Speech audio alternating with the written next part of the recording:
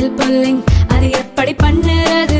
காலையில் எழுந்ததும் எதுவும் சாப்பிடாமல் இதயம் வளர்த்தை வாயில ஊத்தி நல்லா கொப்பளிக்கணும், அப்புறம் அதை துப்பிடணும்.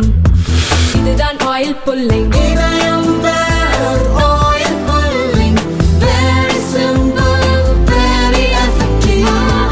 தமிழக வெற்றிக் கழகத்தில் எந்த கட்சியிலும் இல்லாத வகையில் ஊடக அணி, பிரச்சாரம் மற்றும் பேச்சாளர்கள் அணி, உறுப்பினர் சேர்க்கை அணி, வரலாற்று தரவு ஆராய்ச்சி மற்றும் உண்மை சரிபார்த்தல் அணி, திருநர் அணி, ஓய்வு பெற்ற அரசு ஊழியர்கள் அணி, தொழில் முனைவோர் அணி, NRI அணி உள்ளிட்ட புது அணிகள் உருவாக்கப்பட்டுள்ளன. சென்னை நுங்கம்பாக்கத்தில் உள்ள காம்தார் நகர் முதல் தெருவிற்கு SP பாலசுப்ரமணியம் சாலை என்று பெயர் சூட்டப்பட்ட நிலையில் அதன் பெயர் பலகையை துணை முதல்வர் உதயநிதி திறந்து வைத்தார்.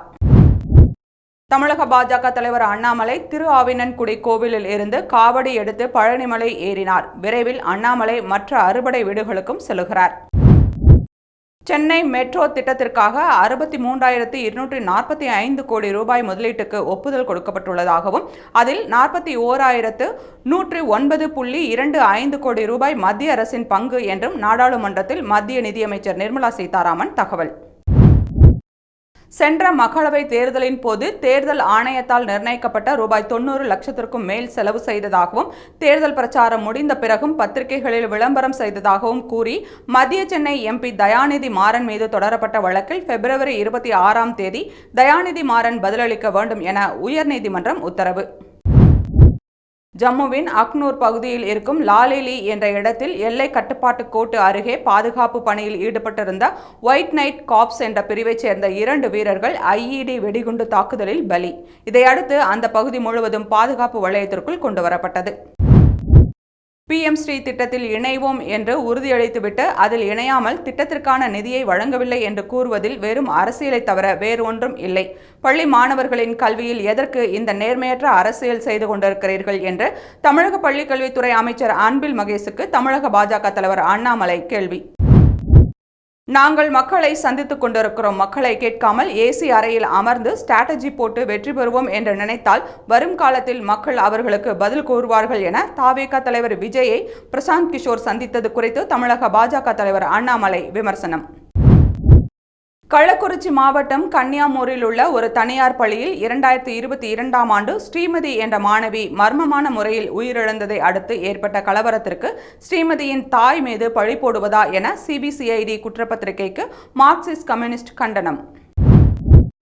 திருவண்ணாமலை மாவட்டம் கலசப்பாக்கத்தை அடுத்த கீழ்பாலூர் கிராமத்தில் கொதிக்கும் எண்ணெயில் வெறும் கையால் வடை எடுத்தல், காவடி எடுத்தல், தீ மிதித்தல் ஆகிய வேண்டுதல்களை பக்தர்கள் நிறைவேற்றினர்.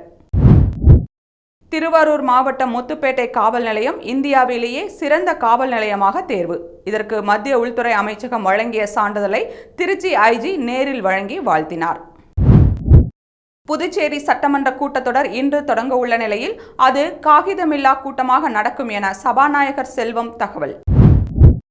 மென்பொருள் நிறுவனத்தில் பணிபுரிந்த பெண்ணுக்கு பாலியல் தொல்லை அளித்த வழக்கில் கைது செய்யப்பட்ட அந்நிறுவனத்தின் தலைமை செயல் அதிகாரி சக்திவேல் என்பவருக்கு ஜாமீன் வழங்க சென்னை முதன்மை அமர்வு நீதிமன்றம் மறுப்பு. ஈரோடு மாவட்டம் கோபிச்செட்டிப்பாளையம் அருகே குள்ளம்பாளையத்தில் உள்ள அதிமுக முன்னாள் அமைச்சர் செங்கோட்டையன் வீட்டிற்கு போலீஸ் பாதுகாப்பு. எதிர்க்கட்சித் தலைவர் எடப்பாடி பழனிசாமிக்கு அத்திக்கடவு அவிநாசி திட்டம் குழு நடத்திய பாராட்டு விழாவில் அதிமுக நிறுவனர் MGR மற்றும் முன்னாள் முதல்வர் ஜெயலலிதாவின் படங்கள் இடம் பெறாததால் அந்த விழாவை புறக்கணிப்பதாக செங்கோட்டையன் கூறியிருந்த நிலையில் அவரது வீட்டின் முன்பு திடீரென போலீஸ் பாதுகாப்பு. கலாஷேத்ரா நடனப்பள்ளியின் முன்னாள் பேராசிரியர் ஸ்ரீஜித் கிருஷ்ணா மீதான பாலியல் வழக்கின் விசாரணையை 4 வாரங்களில் தொடங்க வேண்டும் என சைதாப்பேட்டை நீதிமன்றத்திற்கு சென்னை உயர்நீதிமன்றம் உத்தரவு. சமக்ஸ்ரா சிக்ஷா அபியான் திட்டத்திற்கு வழங்கிய 11,516 கோடி ரூபாய், சுகாதார மேம்பாட்டுக்கு வழங்கப்பட்ட 2,988 கோடி ரூபாய், தூய்மை இந்தியா திட்டத்திற்கு வழங்கப்பட்ட 12,319 கோடி ரூபாய், ஜல்ஜீவன் திட்டத்திற்கு ஒதுக்கப்பட்ட 13,782 கோடி ரூபாய் என பல கோடி ரூபாய்களை மாநில அரசுகள் பயன்படுத்தவில்லை என்று மத்திய நிதியமைச்சர் நிர்மலா சீதாராமன் தெரிவித்துள்ளார். உத்தரப்பிரதேச முதல்வர் யோகி ஆதித்யநாத்தை தமிழக பாஜக மாநில செயலாளர் அஸ்வத்தாமன் மரியாதை நிமித்தமாக சந்தித்தார். மின் பற்றாக்குறையை சமாளிக்க யூனிட் 20 ரூபாய் என்ற வீதத்தில் தனியாரிடம் அரசு மின்சாரம் வாங்குவதாக செய்தி வெளியான நிலையில் அதற்கு பாமக தலைவர் அன்புமணி கண்டனம். அனல் மின் நிலையங்களில் ஒரு யூனிட் மின்சாரத்தை 6 ரூபாய்க்கும் கீழ் குறைவாக தயாரிக்க முடியும் என அன்புமணி ஆலோசனை. மகா பௌர்ணமியை முன்னிட்டு உத்தரப்பிரதேசத்தின் பிரயாக்ராஜில் திரிவேணி சங்கமத்தில் ஒரே நாளில் லட்சக்கணக்கான பக்தர்கள் புனித நீராடினர். தமிழகம் மற்றும் கேரளாவில் இருக்கும் கோவில்களுக்கு சனாதன தர்ம சுற்றுலா என்ற பெயரில் ஆந்திர பிரதேச துணை முதல்வர் பவன் கல்யாண் தரிசனம் செய்கிறார். இன்று அவர் தனது பயணத்தை தொடங்குகிறார். வரும் 2025-26 நிதியாண்டில் அரசு வாங்கும் மொத்த கடன் தொகையும் மூலதன செலவுகளுக்கு ஒதுக்கப்பட இருக்கிறது எனவும் அது சுமார் 15.48 கோடி ரூபாயாக இருக்கும் என்றும் மத்திய நிதியமைச்சர் நிர்மலா சீதாராமன் தகவல். வாக்குப்பதிவு இயந்திரங்கள் சரிபார்ப்பு பணியின் போது அவற்றில் உள்ள தரவுகளை அழிக்கவோ மீள்பதிவேற்றம் செய்யவோ கூடாது என தேர்தல் ஆணையத்திற்கு உச்சநீதிமன்றம் உத்தரவு.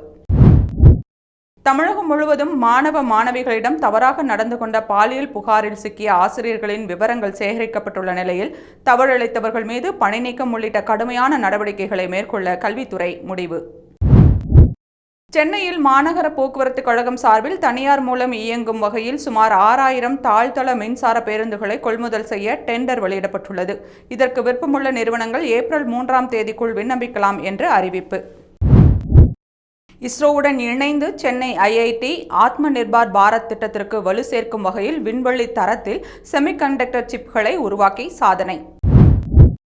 வங்கிகள் உள்ளிட்ட கடன் வழங்குபவர்கள் சென்ற ஆண்டு டிசம்பர் 31ஆம் தேதி வரை திவால் சட்டத்தின் கீழான உத்தரவாத திட்டம் மூலம் 3.59 லட்சம் கோடி ரூபாயை மீட்டுள்ளனர் என்று நாடாளுமன்றத்தில் மத்திய அரசு தகவல்.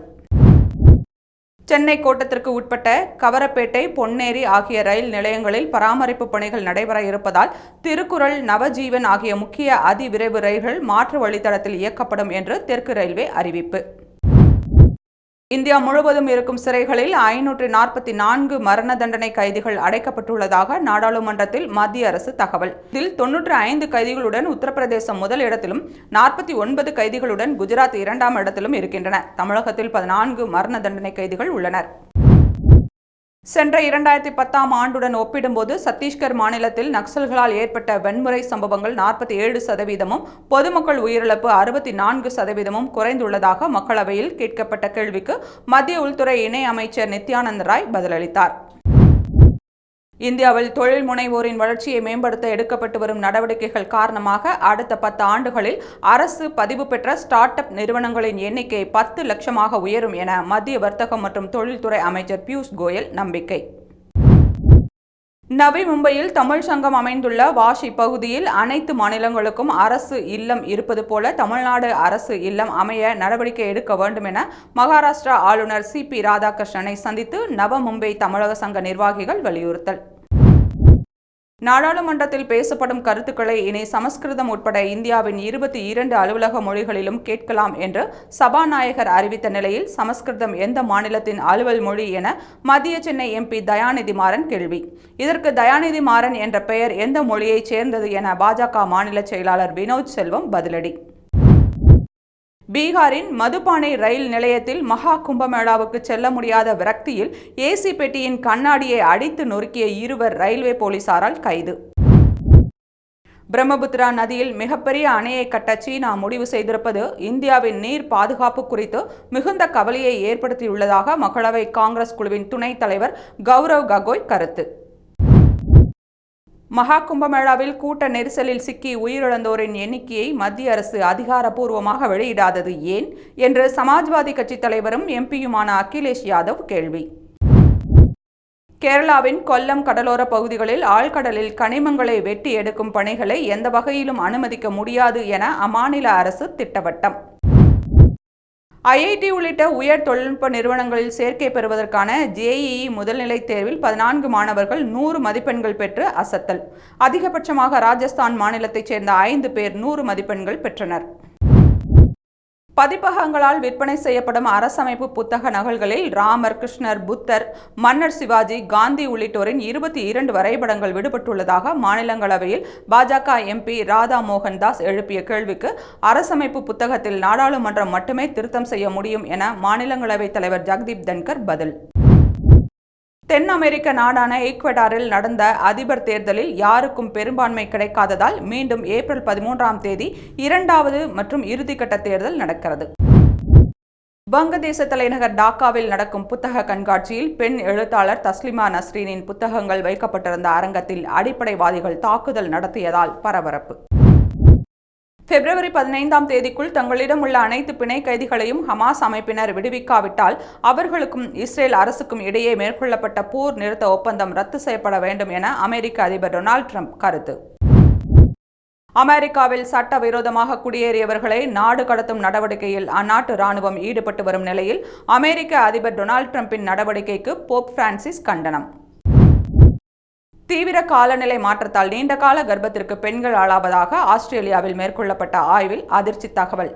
காலநிலை தொடர்பான சுகாதார அபாயங்களை தடுப்பதற்கான நடவடிக்கை தேவை என மருத்துவத்துறை வல்லுநர்கள் எச்சரிக்கை. வெளிநாடுகளில் நடக்கும் லஞ்ச முறைகேடுகள் தடுப்பு சட்டத்தை நிறுத்தி வைக்கும் உத்தரவில் அமெரிக்க அதிபர் டொனால்ட் ட்ரம்ப் கையெழுத்திட்டார். இதனால் இந்திய தொழிலதிபர் கௌதம் அதானி மீது அமெரிக்க நீதிமன்றத்தில் நடக்கும் விசாரணைக்கு தடை ஏற்படும் என எதிர்பார்ப்பு.